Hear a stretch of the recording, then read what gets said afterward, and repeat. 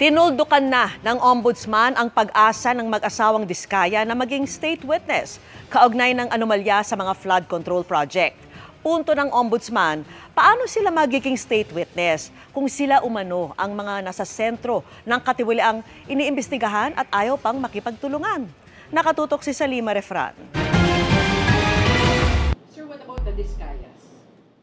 The Diskayas, due to their uncooperative behavior now, there's absolutely no chance that they can even become state witnesses anymore.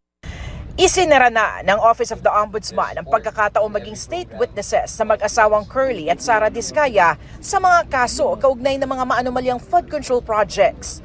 Tanong ng Office of the Ombudsman, paano magiging state witnesses ang mga nasa sentro mismo ng operasyon para kumikbak sa mga proyekto ng DPWH? Kasi lahat po talaga ng kabalastugan ng DPWH pinasukan na talaga ng Diskaya eh. So I don't think they're in any position to bargain with the government, especially with their status as state witness. It's beyond that already dahil sa nakita ho nating ebidensya.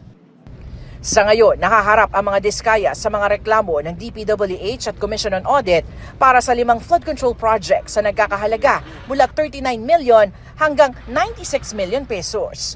Kapwa-respondent nila sa mga reklamong ito ang Sims Construction at Wawaw Builders at mga opisyal ng DPWH First Engineering District of Bulacan. Sinusubukan pa naming kunin ang panig ng mga Diskaya. Samantala, inaasahang haharap naman sa fact-finding investigation ng Ombudsman si dating DPWH Undersecretary Roberto Bernardo, lalo na sa partisipasyon ng mga mambabatas. Si Yusek Bernardo, gusto natin siyang kausapin din para doon sa ating yung mga above the salary grade of the district engineer. Ano ba talaga ang naging sistema dyan sa taas? Dineputize naman ng Ombudsman ng Department of Justice para magsagawa pa ng fact-finding investigation sa mga dating DPWH personnel na sina District Engineer Henry Alcantara at Assistant District Engineers Bryce Hernandez at JP Mendoza. Para sa GMA Integrated News, Salima Refran, Nakatutok, 24 Oras.